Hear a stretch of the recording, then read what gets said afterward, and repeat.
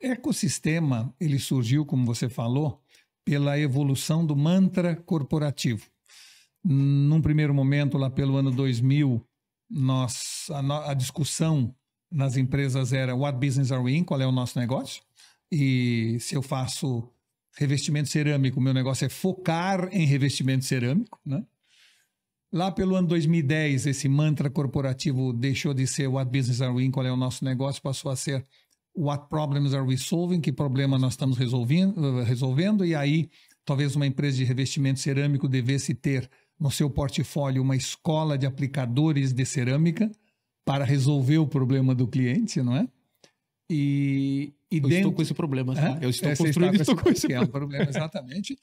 E em 2020, uma nova migração do mantra corporativo ocorreu. Não é mais what problems are we solving mais. Aliás, nem anteriormente, né, qual é o nosso negócio, what business are we in, nem what problems are we solving, que problema nós estamos resolvendo, e sim what dreams are we fulfilling, que sonho nós estamos realizando dos nossos clientes. E aí, uma empresa de revestimento cerâmico, que no ano 2010 resolveu fazer uma escola de aplicador, começa a entender que também precisa vender metais, bacias e outras coisas, porque o sonho da pessoa é um banheiro lindo. Então, se aplicar somente o revestimento e o contexto não estiver atendendo o sonho... Não resolve, tem a nuance de ornar ou não ornar, e assim, aí você, mesmo que você não produza esses produtos, metais, bacias, você vai se aliar a outras empresas para oferecer a chamada solução completa, né? Então, dentro dessa visão de evolução natural das empresas, a gente tem visto e percebido uma grande busca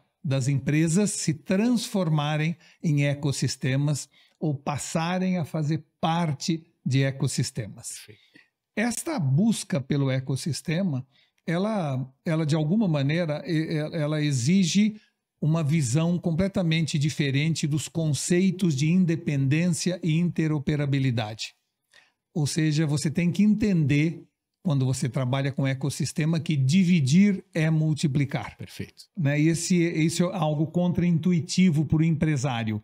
Você tem que entender que não mais tem que competir apenas, mas tem que coopetir, que você tem que colaborar e competir ao mesmo tempo.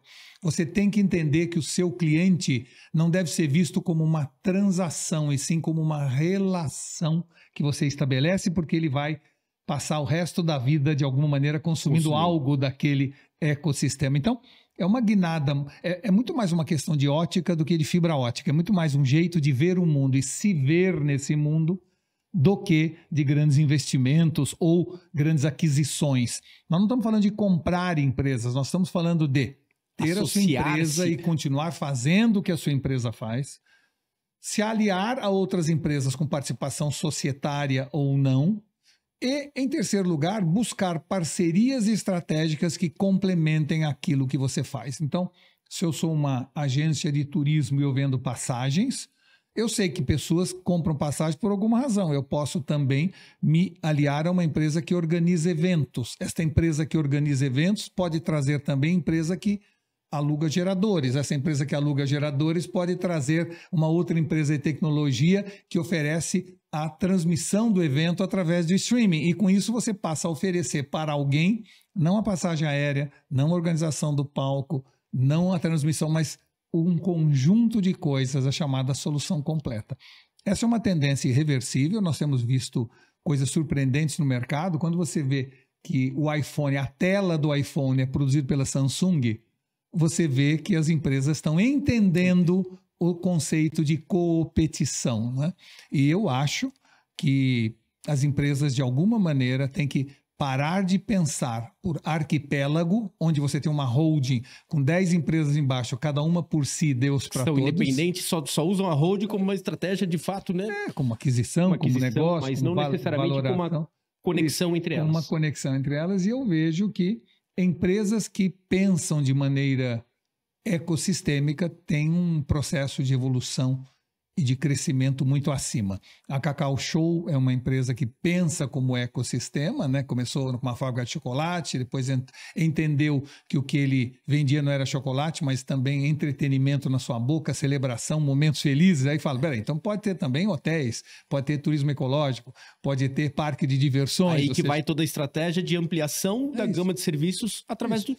que partiu do chocolate, Isso, mas... que você pode ter embaixo do mesmo guarda-chuva do dono ou não, da propriedade, ou pode estabelecer alianças estratégicas. O importante é ter um propósito bem definido e que todas as empresas que participem do ecossistema partilhem de propósito semelhante. E é curioso porque se eu estou no hotel da Cacau Show, eu vivo boas experiências lá. Não tem como eu não associar isso a hora que eu for comprar no chocolate. Claro. Então você só fortalece todo o restante, né? Isso, esse processo gera 3 coisas. Fortalecimento da marca, né, pelas múltiplas experiências que você tem com a marca. Segundo, a possibilidade de ampliação de vendas, porque todo mundo vende todo mundo. Ou seja, um franqueado da Cacau Show Você pode participa em fazer mais reserva momentos, de né? hotel. Não é? E terceiro, compras conjuntas com custos otimizados. Não é? Então você tem uma série de vantagens e isso dá uma vantagem competitiva a quem pensa dessa forma em relação aos concorrentes que ainda se veem individualizados, segregados, cada um por si, Deus para todos. De certa forma, entender o papel que você faz dentro do contexto de consumo. E aí, se nós buscarmos a evolução dos negócios, lá a Ford, lá no início, ele tinha a linha de produção, daí ele tinha uma fazenda para pegar o algodão, ele tinha o minério para pegar o aço.